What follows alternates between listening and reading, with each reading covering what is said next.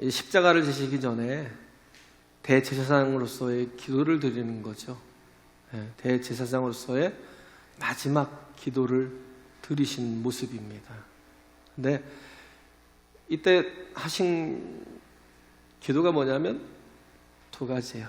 자신을 위해서 사역을 끝까지 잘 감당할 수 있도록 십자가 지고 온 인류를 위해서 피 흘리시는 그 속죄제를 드리는 그 귀한 일을 온전히 이룰 수 있도록, 또 하나는 뭐예요? 예수님께 맡겨진 사람들을 위해서, 영혼들을 위해서, 또 앞으로 믿게 될 영혼들을 위해서 그들이 정말 하나님의 은혜를 입고 사랑을 받고 구원을 받고 하나님의 나라를 이 땅에서도 누리며 살아갈 수 있도록 하기 위해서 그 기도를 주님께서 드리는 거예요. 그래서 예수님께서 지금 가시는 길은 뭐냐면 한 가지 사명을 이루기 위함이라는 것. 그게 뭐냐면 6월절에 어린 양으로 속죄 제물이 되어 주시는 것. 할렐루야. 또한 그가 제사장으로서 어떻게 해요? 그 모든 일들을 다 이루어 우리의 모든 죄를 다 씻어 주시기 위함이고, 그가 또 왕으로서 어떻게 해요? 제사장으로서 또 그 역할을 감당하기 위해서 하늘에 오르사 그 보좌에 당신의 피를 뿌리고, 그리고 우리를 어떻게 해요? 보증하시는 거죠. 그 보증이 뭐예요? 성령이시에요. 할렐루야. 성령을 우리에게 보내주신 왕으로서 그 역할을 감당함으로 그리스도로서 메시아로서의 모든 일들을 이루길 원하셨던 거예요. 그래서 예수님이 하셔야 될 사역 속에는 제일 중요한 게 제사죠. 제가 금요일에도 말씀드렸지만 로마서는 1장부터 11장까지가 말씀에 대한 이렇게 깊이 있는 교리가 들어있다면 12장부터 16장까지는 또 실천이잖아요. 근데 실천의 제일 첫 절이 뭐냐면 12장 첫 절이 뭐냐면 내가 하나님의 모든 자비하심으로 너희를 구원하노니 너희 몸을 하나님이 기뻐하시는 거룩한 산 제물로 드리라는 거예요. 산 제사로 드리라는 거예요. 이는 너희의 드릴 영적 예배니라. 할렐루야. 실천하는 분야에서 우리가 해야 될 것이 뭐냐면 제물이 되라는 거예요. 예수님이 우리를 위해서 제물이 되어주셨던 것처럼 우리가 해야 될 일은 또 제물이 되는 거예요. 예배를 드리잖아요. 예배를 드리는 건 우리가 뭐예요? 하나님 앞에 나를 드리는 거예요. 할렐루야. 나를 드리는 거예요. 그러면 하나님께 나를 받으셔서 이 제물은 뭐냐면 하나님은 받으시는 분이죠. 제사를 받으시는 분이, 예배를 받으시는 분이에요. 영광을 받으시는 분이에요. 또 우리는 제물이에요. 제사를 드리는 제물이라고요. 그러면 그 유익을 내가 받느냐? 아니요. 그래서 하나님과 동물을 제사하잖아요. 하나님과 동물을 하나님 받으시고 동물은 드려지는데 그 유익은 누가 얻냐면 다른 사람이. 예수님께서 지금 그 일을 하시는 거예요. 제사장으로서 혹은 6월절 어린 양의 속죄양으로서 그 일을 준비하셨고 딱 6월절에 그것도 그는 로마의 군인에 잡힌 게 아니에요. 제사장에 보낸 무리에 잡혀서 제사장에 끌려간 거예요. 결국은 그 대제사장이 그때는 둘이나 있었잖아요. 장인이 있었고 또 대제사장이 또 하나 또 있었고. 근데 그들이 하는 일이 무슨 일인지도 알지 못하고 예수를 죽였어요. 근데 그렇게 악한 일을 했지만, 나쁜 일을 했지만 그것이 뭐예요? 하나님의 섭리였다는 거예요. 우리를 살리시기 위한. 할렐루야. 그들은 그대로 또 제사장의 역할을 감당했던 거. 그래서 예수께서는 이 땅에 죽으시러 오셨다는 거예요. 세상에 살기 위해서 존재하는 사람들은 많은데 죽기 위해 존재하는 사람들은 별로 없죠. 근데 이렇게 부활의 소망이 있는 사람들은, 예수 그리스도의 부활의 소망이 있는 사람들은요, 기꺼이 제물이 돼요. 속죄양이 돼요. 예. 제가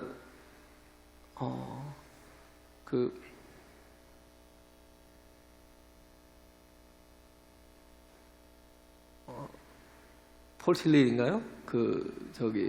실존주의 철학자 폴 틸레이죠. 그가 원래 독일인인데 미국에 와서, 저도 이렇게 뉴욕에 어제 보니까 나오더라고요. 막 비가 와가지고 막 잠겼는데 딱 제가 사는 그 앞에 도로가 나오더라고요. 라가디아 공항 바로 앞에 살았거든요. 뉴욕에 있을 때. 거기가 막 다 잠겨서 막 차들이 막 이렇게 서서히 막 가는 모습들이 나오는데 신기하더라고요. 제가 살던 바로 앞길이 거기에 이렇게 막 나오는데 막 다 잠겨 있어요. 근데 폴 틸레이도 뉴욕 유니온에 이렇게 교수로 갔었고, 또 하나가 누구냐면 보네퍼 같은 사람이 있어요. 보네퍼 같은 사람도 뉴욕 유니온에 교수로 갔어요. 초빙을 받아서 갔는데, 폴 틸레이 같은 사람은 실존주의, 프랑스에 샤르트르가 있다면, 실존주의 철학자 중에 샤르트르가 있다면, 또 독일 쪽에서 유명한 사람은 폴 틸레이인데, 그 사람은 미국에서도 되게 스타였어요. 스타 강사였고 스타 또 이렇게 교수였어요. 그래서 타임즈도 나오고 막 그랬는데, 그런데 보네퍼 같은 사람은 또 그러지 않았어요. 왜냐하면 보네퍼는 혹시 죽을까봐, 히틀러의 손에 죽을까봐 미국으로 불러들였어요. 그래서 거기서 미국 유니온에서, 뉴욕 유니온에서 교수로 이렇게 있었는데, 나중에 어떻게 했냐면 돌아갔어요. 보네퍼는 돌아가서 거기서 죽었어요. 보네퍼는 거기서 죽었어요. 그냥 제물이 된 거예요. 왜 그랬냐면 독일의 거의 대부분의 교회들이 굴복한 거예요. 히틀러에 굴복하고, 히틀러를 찬양하고, 히틀러의 모든 것들을 막 위해서 축복하고, 우리나라 일제시대 때 신사참배를 하면서 막 목회자들부터 해서 성도들까지 막 그렇게 그 난리를 폈던 것처럼 그렇게 다 썩어버렸던 거예요, 교회가. 그때 그가 그곳에 간 이유가 뭐냐면, 원래 루터란이잖아요. 루터로부터 이렇게 세워진 교회들인데, 얼마나 또 귀한 교회예요. 어떻게 보면 종교개혁의 뿌리가 됐던, 그런데 그 교회들이 다 썩었어요. 그래서 그걸 지키기 위해서 가서 거기서 교회를 하면서 히틀러에도 이렇게 저항을 하다가, 히틀러를 미치광이라고 그랬어요. 미치광이라고. 저를 죽여야 된다고 생각해요. 죽여야 된다. 그러니까 얼마나 또 히틀러가 그렇겠어요. 저를 멈추지 않으면 저는 어마어마한 살상을 할 거니까 저를 멈추게 해야 된다. 죽여야 된다. 그런데 그렇게 하니까 이제 결국은 히틀러에 의해서 죽임을 당했던 그 사람이 보네퍼. 조금 있으면 지금 이걸 끝나고 찬양을 할 때 주선한 능력으로 찬양을 할 거거든요. 그 찬양을 썼던 분이 이제 보네퍼가 썼던 거예요. 죽기 전에 썼던 주선한 능력으로 하나님의 뜻을 이룬 자고. 그래서 정말 주께서 나를 위해서 십자가 지신 것처럼 우리도 그 남은 고난을 내 몸에 채울 것이라고. 그러면서 기꺼이 십자가 지고 죽는 거예요. 폴 틸레이 같은 사람은 미국에서 아주 스타가 되어 있는데, 근데 보네퍼 같은 사람은 그러지 않고 어떻게 했어요? 가서 기꺼이 그냥 십자가 지고 죽은 거예요. 그래서 그런 모습들이 어떻게 보면 우린 나를 위해서 사는 게 아니에요. 우리 인생은 나를 위해서 사는 게 아니고 주를 위해서 사는 거야. 할렐루야. 주를 위해서 사는 거예요. 그렇게 살면 어떻게 해요? 주님이 가신 길을, 그 십자가 지신 길을 나도 가는 거예요. 주님이 가신 그 고난을 내 몸에 또 채우는 거예요. 그 남은 고난을 내 몸에 채우고 나도 뭐예요? 자, 제물이 되어주는 거예요. 하나님 일이 땅에 떨어져서 썩으면 많은 열매를 맺는다고 하잖아요. 우리에게 재물되는 삶이 없으니까 뭐예요? 열매가 별로 없어요. 왜? 성도들이 썩지 못하니까, 죽어지지 못하니까, 재물이 되지 못하니까, 누군가를 살리려고 내가 정말 희생하지 못하고, 누군가를 위해서 헌신하지 못하니까, 그러니까 열매들이 드러나지 못하는. 왜? 그 각자의 그 공동체의 유익을 위해서, 이익만을 위해서 살아가고.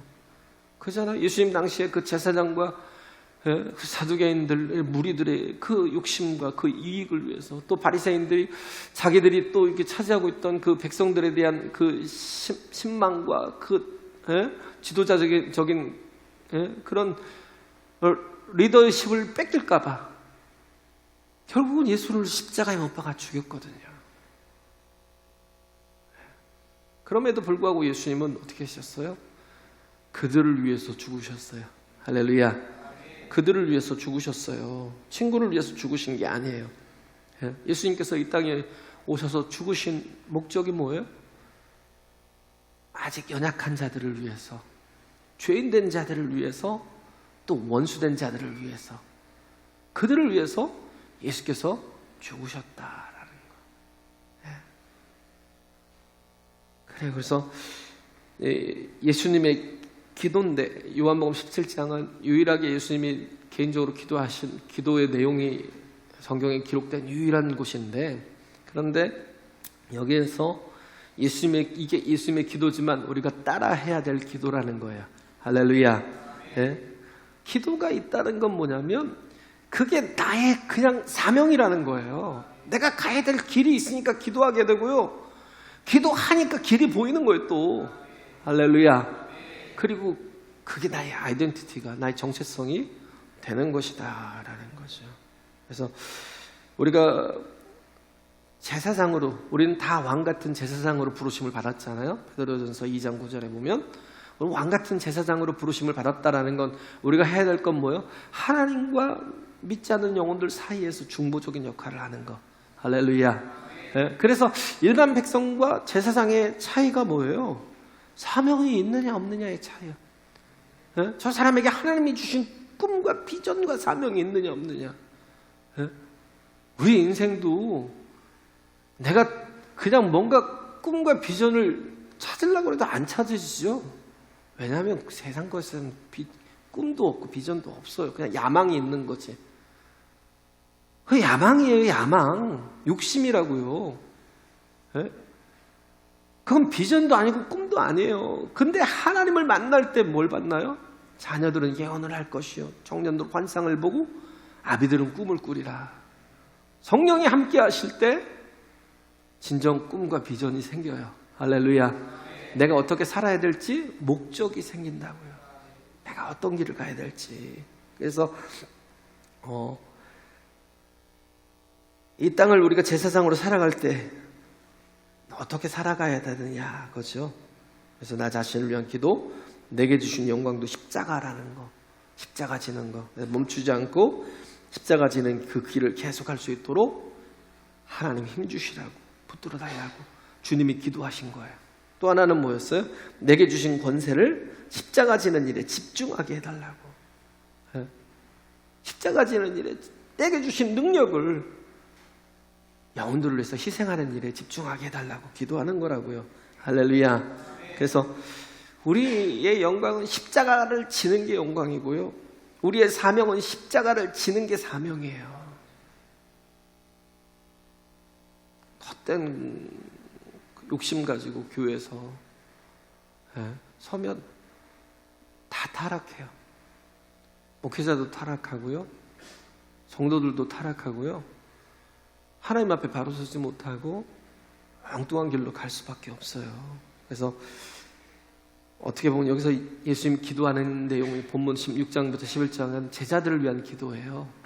이게 제자들을 위해서 기도하는데 중요한 건 뭐냐면 제자는 내가 선택해서 제자가 된 게 아니에요. 하나님이 주신 거예요. 할렐루야. 내가 사람을 선택해서 그들이 나의 제자가 된 것이 아니에요. 여러분들이 제가 선택해서 이 자리에 있는 게 아니에요. 하나님이 저에게 맡기신 거예요. 그럼 저는 어떻게 해요? 여러분을 위해서 십자가 져야죠. 할렐루야. 여러분을 위해서 십자가 져야죠. 기도해야죠. 그래서 내가 선택한다고 하면 어떻게 보면 자아가 강화가 되죠. 자아가 강화가 되고 그러다 뭐 교만에 빠질 수가 있어요. 근데 우리는 선택을 잘 못해요. 에릭 프롬의 그 자유로부터의 도피라는 거, 아까 히틀러 얘기했지만 바이마르 공화국의 공화국 이후에 그잖아요. 1차 대전 이후에 독일 국민들에게 자유가 주어졌어요. 선택할 수 있는 자유가 주어졌어요. 거의 유럽은 왕국이에요, 왕국.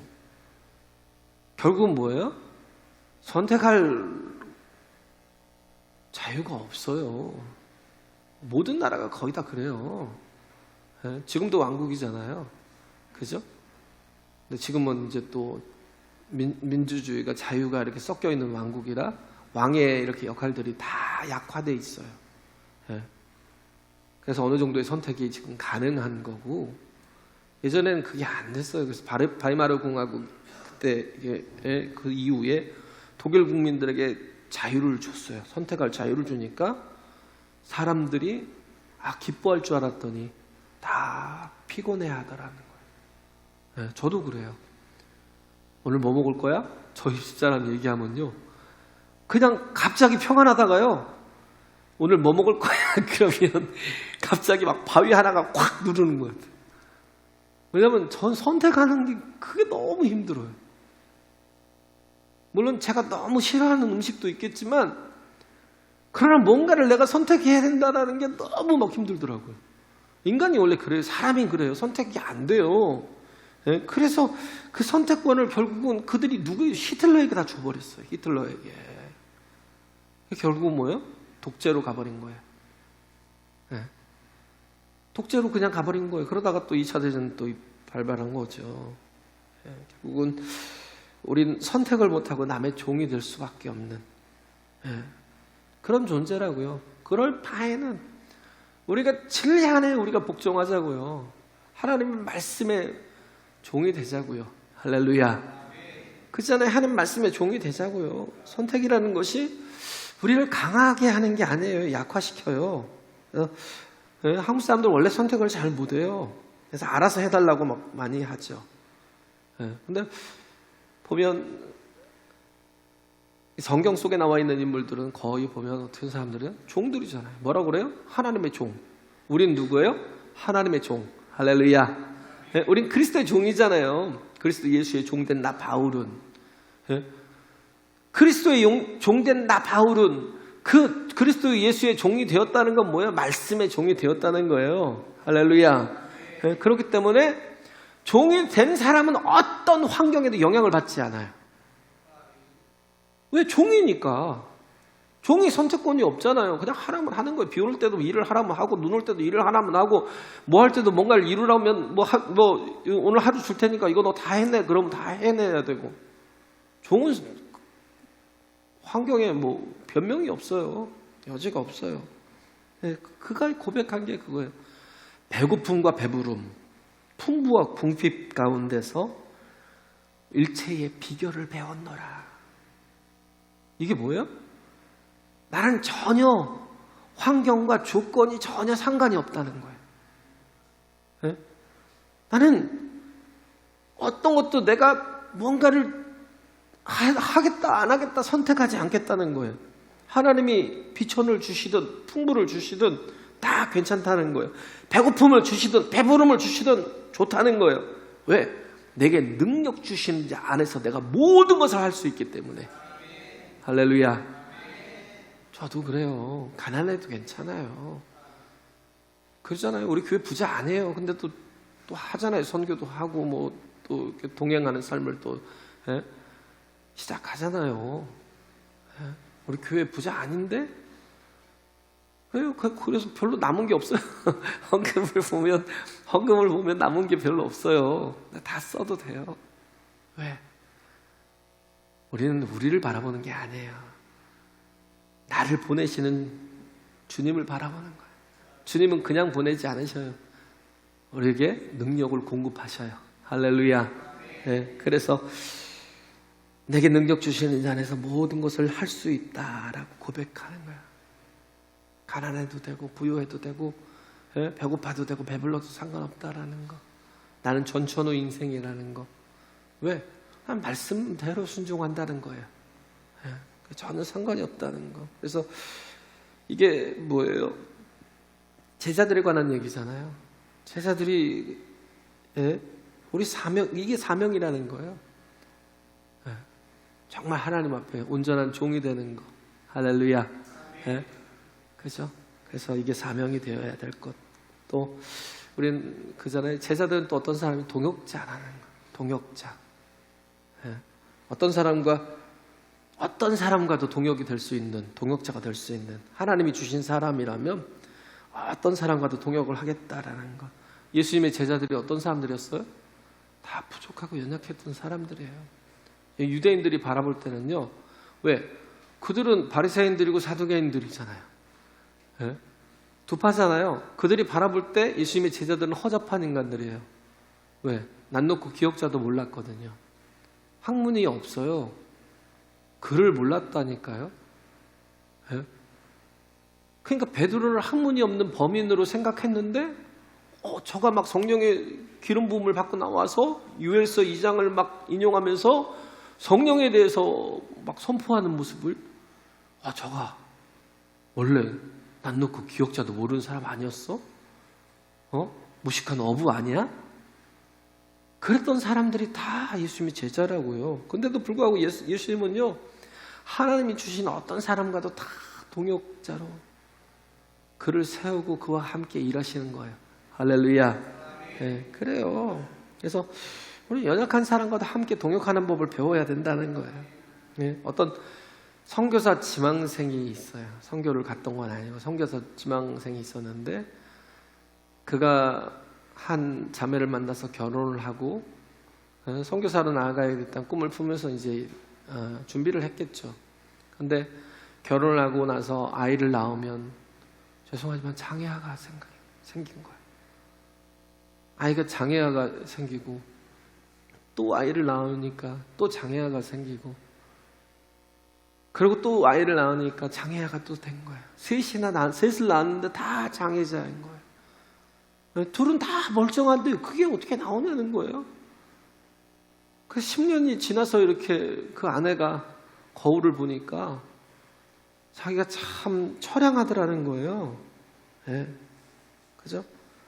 그냥 너무 처량하던 거예요. 그래서 주님 앞에 그런 거예요. 이 사는 것 자체가 아득하고 내가 어떻게 살아야지? 네? 무슨 선교는커녕 이 아이들을 어떻게 내가 돌보고 키울 수 있을까? 아득하더라는 거예요. 그래서 기도했대요. 하나님 앞에. 하나님, 내가 이렇게 하나님 앞에 충성하고 신실하게 하나님 앞에 섰는데 어떻게 나한테 이렇게 장애 아이들을 3명이나 줄 수 있습니까? 너무하십니다. 네. 그렇게 기도했대요. 그런데 그때 그렇게 기도할 때 하나님이 깨달음을 주시더라는 거예요. 뭐라고 하냐면 내가 이 연약한 아이들을 어느 가정에 맡길까 하고 살펴봤는데 하나님이 말씀하시는 거, 내가 이 연약한 아이들을 어떤 가정에 맡길까 하고 살펴봤지만 너희 부부만큼 하나님 앞에서 내 앞에서 신실하고 충성된 사람이 없더라는 거예요. 그래서 내가 이 아이들을 너희에게 맡긴 것이다. 똑같은 어려움인데요. 하나님의 뜻을 알면 인생이 달라져요. 정말 삶이 달라져요. 이게요, 사명이 되는 거예요. 할렐루야. 전에는 짐이었어요. 정말 무거운 짐이었어요. 근데 진짜 십자가가 되는 거예요. 할렐루야. 그래서 우리는 십자가라는 말을 함부로 쓰면 안 돼요. 우리는 자꾸 짐처럼 쓰면 그건 바보예요. 십자가는 그게 아니에요. 십자가는 사명이지 짐이 아니에요. 마치 막 하나님이 내게 주신 십자가라고, 내게 주신 짐이라고 그러면서 힘들어하고 어려워하고 하나님 앞에서 묻지도 않고, 이게 내게 사명인지도 묻지도 않고, 이때부터 달라진 거예요. 이 변화가 부부들에게 있으니까 이 자녀들이 뭐예요? 이 자녀들이 하나님이 내게 주신 사명이구나. 그러면서 한 영혼 한 영혼을 딱 귀하게 그들을 바라보는 눈이 달라지니까 사역을 하는데 한 사람 한 사람이 정말 너무, 왜? 하나님이 내게 주신 영혼들이니까. 할렐루야. 내게 만나게 하시고 알게 하시고 내게 정말 맡기신 영혼들이니까 그 영혼들을 대하는 게 달라지는 거예요.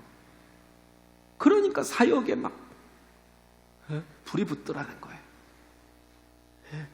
그렇게 아이들을 돌보는 것도 어려운데, 근데도 불구하고 아이들을 다 품고도 놀라운 사역이 가능하더라는 거예요. 할렐루야. 만약에 우리가 자녀를 선택할 수 있다면, 그죠? 내가 자녀를 선택할 수 있다면 이런 자녀들을 내가 선택할까요? 네. 그렇지 않아요. 근데 우리는 정말 알아야 될 것은 우리에게 주어진 자녀는 하나님이 내게 맡기신 자녀들이에요. 할렐루야. 야, 내가 아무리 찾아도 너밖에, 정말 자녀가 꼴통이다 막 싶으면 한번 기도해 보세요. 이 사모님처럼 기도해 보세요. 내가 아무리 봐도 너밖에 맡길 사람이 없어서 너한테 맡기는 거야. 이 사명이 되면 자녀를 대하는 게 달라요. 정말요. 자녀를 대하는 게 달라요. 그래서 하나님께서 내게 맡기신 자녀들을요, 사업이 중요한 게 아니에요. 이 시간들을 놓치면 안 돼요. 할렐루야. 저는 그래요. 일이 중요한 게 아니에요. 더 중요한 건 관계예요. 관계를 놓치면요, 사명을 버리는 거예요. 우리에게 필요한 건 먼저 맡겨주신 자녀들부터 정말 믿음의 자녀로 케어하는 거예요. 할렐루야. 믿음의 자녀로 돌보는 거예요. 그들을 위해서 기도하고 그들에게 하나님의 비전이 들어갈 수 있도록, 그들을 하나님께서 보호하시고 지키도록 우리가 제사장으로서 먼저 그들을 위해서 서야 돼요. 할렐루야. 네, 그래요. 약해도 부족해도, 아이가 아무리 약하고 부족하고 꼴통 같아도 부모는 자녀를 포기하지 않아요. 네, 끝까지 품고 나가는 거예요. 교회도 마찬가지예요. 강하고 자랑스러운 자녀도 있지만, 그러나 정말 약하고 또 돌봐야 될 자녀들도 있어요. 우리가 그를 위해서 함께 힘을 쓰는 거예요. 희생하는 거예요. 헌신하는 거예요. 할렐루야. 네, 그 일을 하는 거예요. 그렇게 품고 나가면 교회가 변화된다니까요. 한 영혼이 천하보다 귀하다는 거 저도 몰랐어요. 자꾸 늦게 깨달아요. 한 영혼이 얼마나 귀한지 저도 몰랐어요. 솔직히 정말 후회가 많아요. 아픔이 많아요. 왜 이렇게 나는 이렇게 살았는지. 영혼을 놓치면 안 돼요. 할렐루야.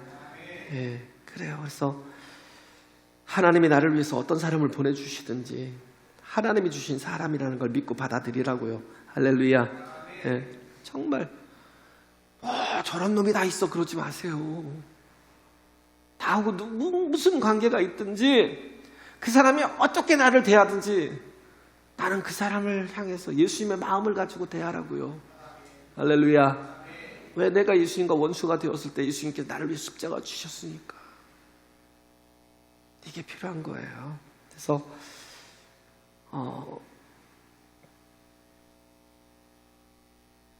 어떤 분이 그랬어요. 자기 인생의 십자가가 너무 많은 거예요. 자기 인생의 십자가, 그러니까 짐이죠, 짐. 짐을 십자가로 막 표현하는 거예요. 그래서 하소연했어요, 하나님 앞에. 다른 사람들은 다 저렇게 유복하게 행복하게 참 잘 살고 있는데 왜 내 인생은 이렇게 짐이 많고 십자가가 많습니까? 라고 막 하나님 앞에 따졌어요. 그때 하나님께서 다른 사람들에게 있는 그 숨겨져 있는 고난과 십자가들을, 아픔들을 그냥 싹 열어서 보여주시는 거예요.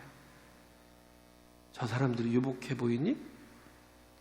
저 사람들이 행복해 보여? 싹 보여주시는 거예요. 멀쩡해 보이고 행복해 보이는데 어마어마한 아픔들이 다 있더라는 거. 그런데도 불구하고 뭐예요? 예수님 때문에 다 이기고 나가더라는 거. 기쁨으로. 할렐루야. 네. 예수님이 그 사람들의 십자가를 다 자기 앞에 놓더래요. 네가 하나 선택해. 그럼 네가 하나를 선택하라 그러니까 가만히 보니까 이것도 보고 저것도 보고 다 봐도 내게 주신 십자가가 제일 가볍게 보이더래요. 그래서 결국 자기 십자가를 도로 치고 갔다는 거예요. 하나님이 내게 주신 사명, 그건 내게는 제일 쉬운 사명을 주신 거예요. 할렐루야. 어려운 게 아니에요. 하나님은 나를 아시고 내 체질을 아셔요. 그래서 내가 감당할 시험밖에는 주시지 않는다고요. 할렐루야. 만약에 감당할 수 없을 만한 시험이 내게 닥친다면 하나님이 어떻게 해요? 피할 길을 주신다니까요. 그래요. 그래서 자기 십자가를 날마다 지고 하나님을 따르라고요. 감당할 수 있다니까요. 바울처럼 감당할 수 있어요. 내게 능력 주신 자 안에서 나도 모든 것을 할 수 있습니다라고. 그래서 예수님이 제자들을 놓고 기도할 때 제자는 선택이 아니라 하나님 주신 것이잖아요. 내게 주어진 거잖아요. 그래서 그 모든 것들을 내게도 주신 모든 영혼들을, 만나는 모든 영혼들, 관계가 있는 모든 영혼들을 하나님이 내게 주셨다, 맡기셨다고 생각하고 그들을 주님의 마음으로 십자가 지고 나가라니까요. 할렐루야. 그래요. 그래서 제자를 예수님께서 훈련시키시는 과정이 거의 마지막에 예수님 십자가 지시는 거니까 끝났잖아요. 다 끝나고 마무리하고 기도하는 거잖아요. 제자 훈련을 열심히 했어요. 그래서 제자 훈련의 핵심은 뭐냐면 하나님을 카피하게 하는 거예요. 하나님을 본받게 하는 거라고요. 하나님을 닮아가게 하는 거예요. 할렐루야. 스승은 자기를 닮게 한다고 생각하잖아요. 아니요. 누구도 그런 사람 없어요. 진리를 그 속에 담게 하고 기준이 되는 걸 담게 하는 거지 나를 닮으라 그러고 그러지 않아요. 근데 예수님은 하나님의 아들이시면서도 철저하게 하나님을 카피하게 만드셨다고요. 할렐루야. 그래서 제자들은 예수님이 어떤 분이 하나님께로서 오신 하나님이시라는 걸 깨달은 거예요. 이걸 보고. 그래. 교회가 자꾸 사람을 카피하면 쓰레기가 돼버립니다. 내가 저 사람을 본받아야지. 그러지 마세요. 저도 그랬어요. 내가 저 목사님을 본받아야지. 막 그가 쓴 책을 보고 막 1시간 내내 엉엉 울었어요. 근데 알았어요. 그 책이 가짜라는 거. 인간은 거룩할 수 없어요. 온전할 수 없어요. 그래서 은혜가 필요한 게 인간이에요. 할렐루야. 솔직히 있어야죠. 근데 계속 미화를 시키는 거예요. 성도가 10만이 넘었으니까 미화를 시키는 거예요. 나중에 그 소리를 들었어요. 내가 이렇게 살다가 천국 갈 수 있을까? 그분이 그런 고백을 했다고 하더라고요. 이런 소리를 해서는 안 되지만 그래요. 그래서 우리는 사람을 카피하면 안 돼요.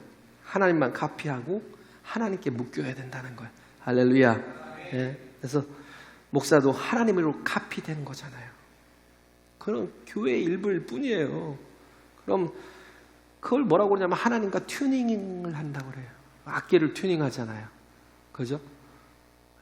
튜닝, 그러니까 하나님과 튜닝하는 거예요. 하나님과 조율하는 거예요. 피아노 열대를 조율할 때 열대를 조율하잖아요.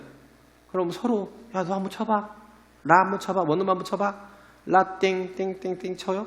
거기에 맞춰갖고 막 하고 또 옆에 사람 또 그 옆에 사람과 맞춰갖고 하고 조율됐어, 조율됐어 같이 맞추고. 그게 아니에요. 자꾸 뭐 하나 맞추고 또 그 다음 사람을 때문에 하나 맞추고 또 그 다음 사람 하나 맞추는 게 아니라 한 대를 놓고 모든 게 다 조율이 되는 거야. 오케스트라 할 때 바이올린이 현을 원음을 라를 딱 쳐주면 그걸 가지고 모든 바이올린이 또 이런 현이 다 맞추는 거예요. 그 음을 맞추는 거예요. 우리는 그냥 내가 옆 사람을 본받아 사는 게 아니에요. 우리가 본받아야 될 것은 예수님이고 하나님이시라고요. 할렐루야. 네, 그래요. 그래서 교회에 오면 항상 하나님만 보여야 돼요. 말씀만 들리고 예수님만 증거돼야 돼요. 할렐루야. 네, 그래요. 제자 훈련이라는 건 뭐예요? 하나님 한 분과 튜닝하는 과정에 있는 거예요. 근데 우리는 생각하기를 제자 훈련 그러면 성경 공부를 가르친다고 생각해요. 하나님과 튜닝하려면 어떻게 하냐면 예배야, 예배. 할렐루야. 예배해야 하는 거예요. 네? 그래서 예배를 통해서 내가 하나님 앞에 더 가까이 갈 수 있는 거. 그래서 그런 과정이라는 거. 그래서 사랑과 집착의 차이점이 있어요. 사랑은 그가 잘 되는 거예요. 집착은 뭐냐면 내가 잘 되는 거예요. 똑같은 사랑 같아요. 근데 사랑과 집착은 너무나 달라요. 우리는 집착을 하면 안 돼요. 절대 버려야 될 게 집착이에요. 누군가에 대해서, 사람에 대해서. 그잖아요. 어떤 성도에 대한 집착도 있으면 사람 보지 마시라니까요. 성도에 대한 집착이 있으면 바로 버리세요. 우리가 의지할 건 사람이 아니에요. 정말 그러면 제 마음이 쫄아요, 쫄아. 누군가에게 우리는 기대도 할 수 있지만 실망도 할 수 있거든요. 네? 자꾸 사람 보지 마세요. 그러니까 자꾸 불평을 하고 비판도 하고 비난도 하는 거예요. 오직 하나님만 보세요. 집착은 안 돼요. 사랑 아니에요. 네? 다른 사람이 보면 분명히 집착인데 내가 할 때는 내가 하는 것은 그냥 내가 하고 있는 게 사랑인 줄 알아요. 네? 그래서 그렇지 않다라는 거. 대표적인 게 자녀죠. 부모는 사랑한다고 착각하지만 대부분이 집착이에요. 네? 그래서 내가 원하는 대로 내 아들을 만들고 싶어 하지 마세요. 결국 나하고 튜닝하지 말라고요. 네? 그러면 어떻게 해요? 자녀를 괴물로 만들 수 있어요. 비참하게 만들 수 있어요.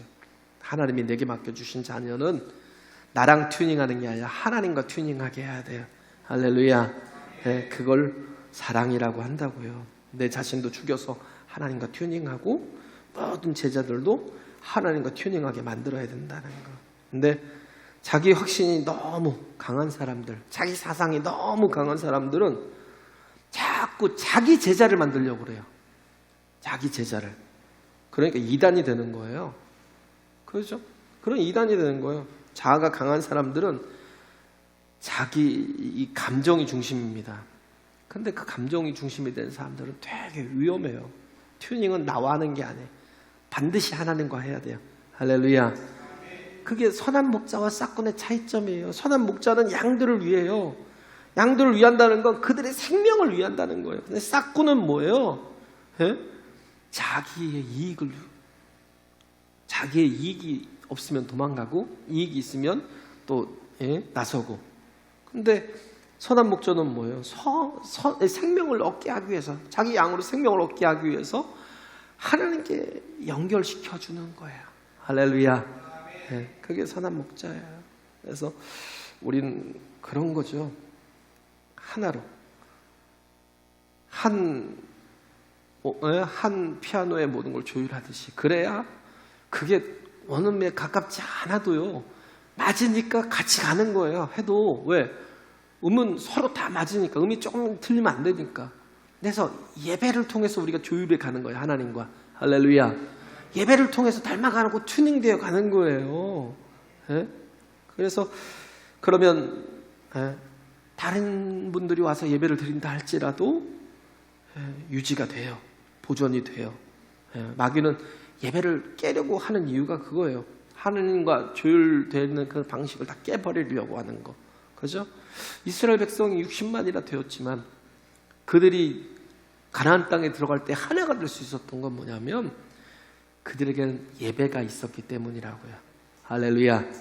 예. 그래서 예배라는 건 다른 게 아니에요. 하나님과 하나 되는 것. 그러니까 어때요? 60만이 하나가 되고 60만이 가볍게 되고 60만이 일사불란하게 움직이잖아요. 그죠? 우린 이게 무서운 거예요. 하나님과 조율이 되도록.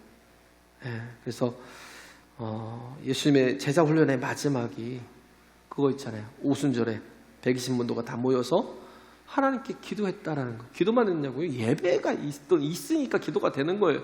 할렐루야. 열흘 동안 식음을 접했고 기도했다라는 건 뭐예요? 그게 예배라니까요. 그때 하나가 되었고요. 거기에 성령 임재하시게 되었고요. 그들이 흩어지게 되어도요.